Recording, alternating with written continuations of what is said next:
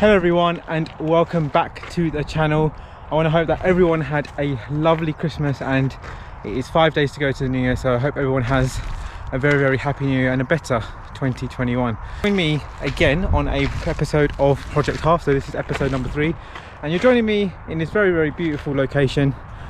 I'm in my local woods here in Essex. I am doing just a simple long run. No bells, no whistles, just some time on my feet.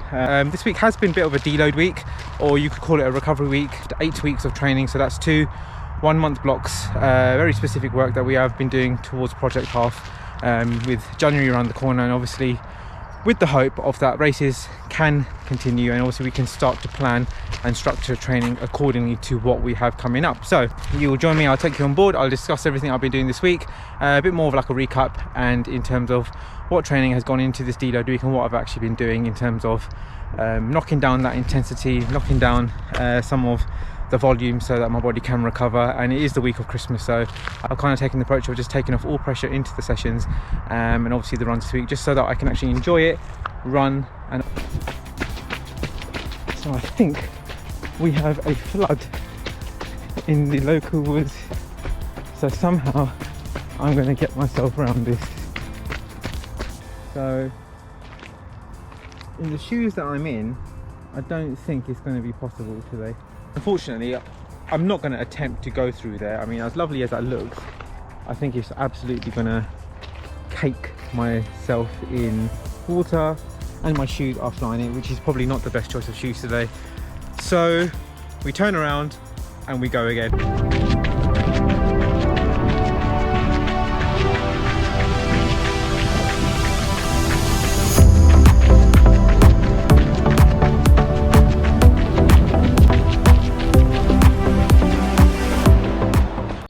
So let's start with Monday.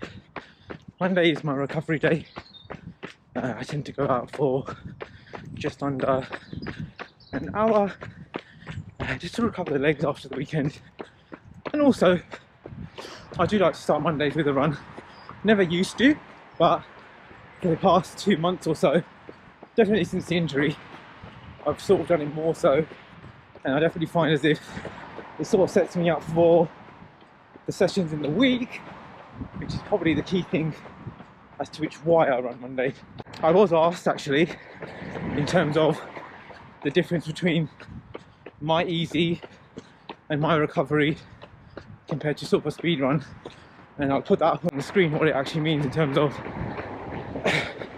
effort and heart rate, because that's relative to me and that's what I feel like I want to do.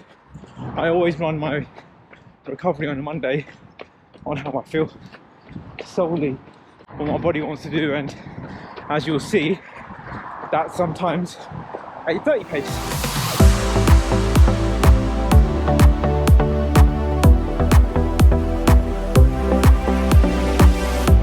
Sometimes when you're out and about on a run, you just fancy a can of Coke. Today's one of those days. Do I need it? Probably not. So moving on to Tuesday, total rest day from running. No running whatsoever. Took it completely off, and I decided that I wanted to do half an hour of yoga. That's my only rest day this week. Tuesday is normally a session day, but obviously this week decided not to. Do you? Let me know if you've had a rest day this week, or how you've handled the Christmas week. You sort of ploughed on with training, or following a similar sort of approach to me, or still getting out there but with no sort of huge training agenda, or having like a recovery week.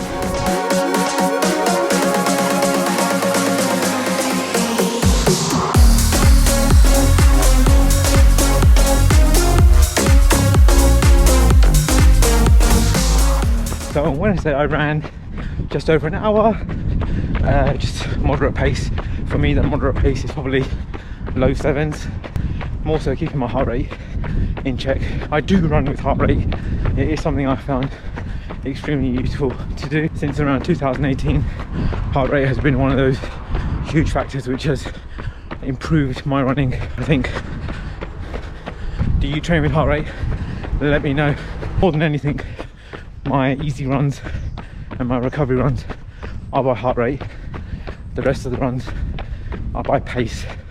That's probably one of my biggest tips to you, is try it, give it a go. Literally strap on your watch, cover up any time, speed fields, and just have your heart rate on screen and stick to your zone 2, whatever that may be. For me, I found it quite insightful to know what I thought as my perceived effort was in a zone 2 at the start, whereas now I know what it should be and I can kind of guess and know what the pace should be. So definitely give it a go, how far you are in terms of the paces.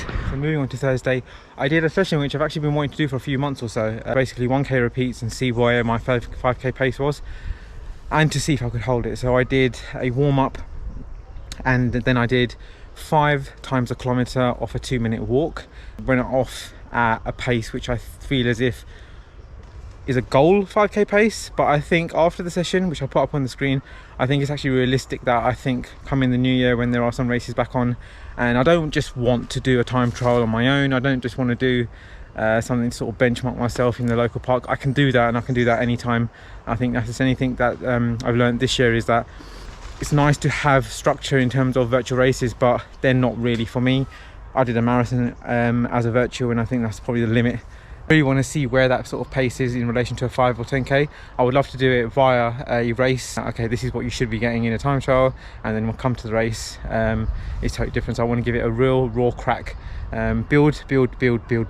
Yes, I might fall flat on my face because I haven't raced for such a long time, but hey, that's fine. I'm totally okay with that. In terms of the actual session, I managed to do 321 to 322-ish per k, which I was extremely happy about. I think that was incredibly consistent, and I think I'll do that session again closer to a race. So that was Thursday morning, and then in the evening I did some strength and conditioning at home.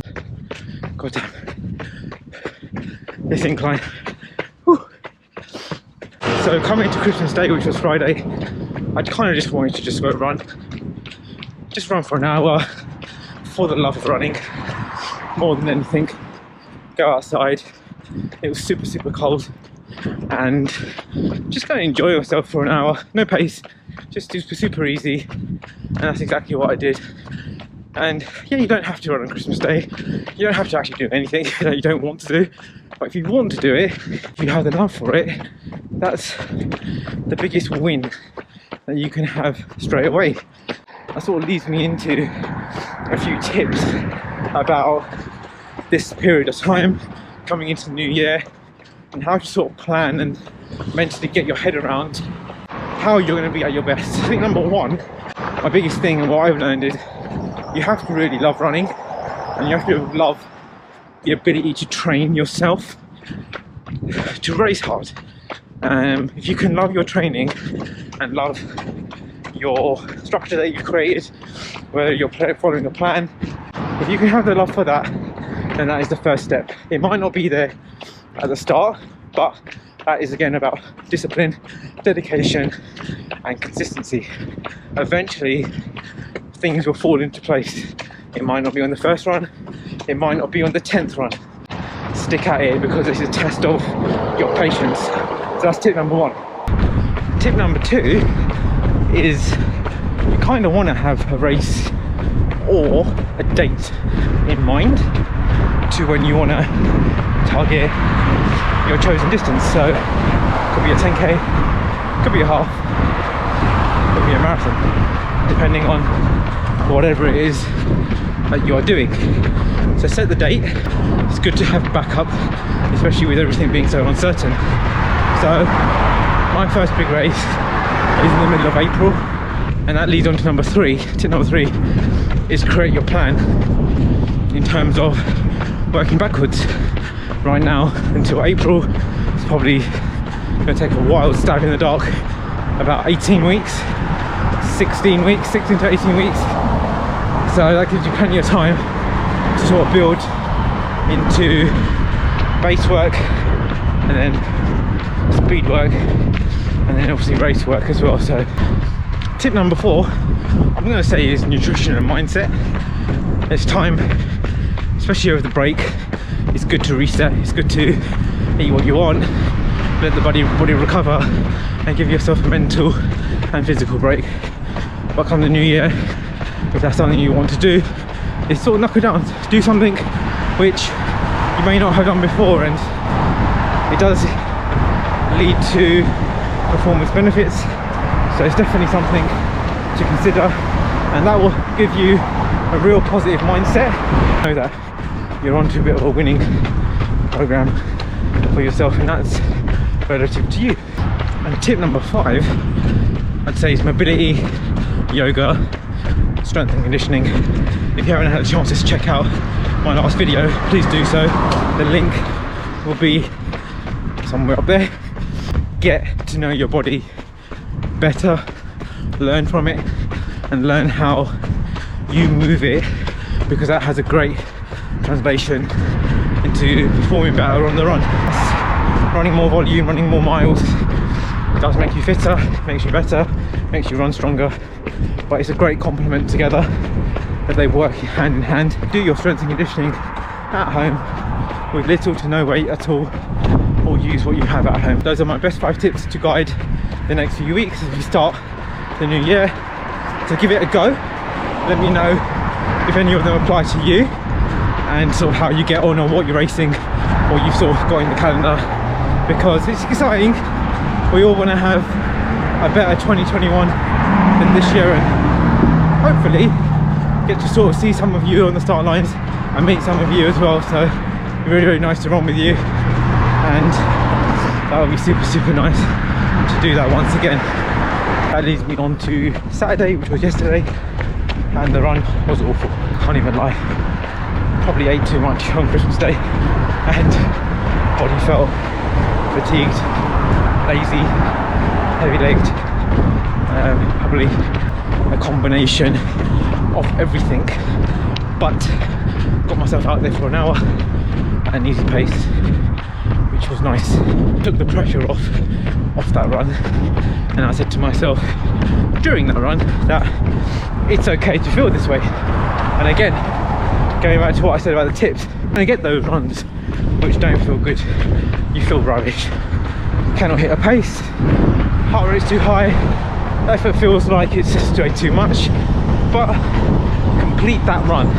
So ask yourself how the bad run feels, and when you do a good run later on, you can compare the two and be like, it was just a small blip in the road.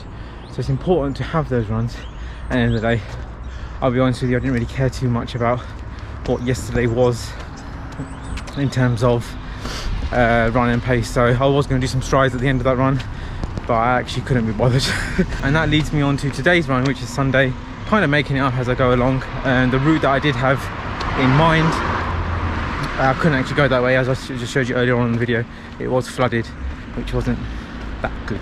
It's just time on feet today, just some time where I can sort of just run a sort of, again, a moderate sort of pace, 7-10 pace average so far for about 10 miles or so, which is really good. But that sort of captures the week. I will do some light strength training later on in the evening, some stuff for the ITB, and it's also some stuff for the glutes, glute med, glute max, just to keep them firing, keep them very strong. I'll link in the description down below what those videos that I follow are, and I've been doing them for a couple of years now, so it's literally just half an hour of your day.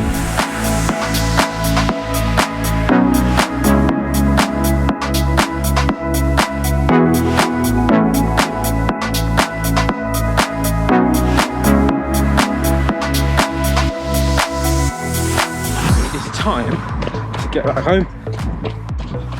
I'm trying to beat the sunset at home, which is happening right behind me. So beautiful.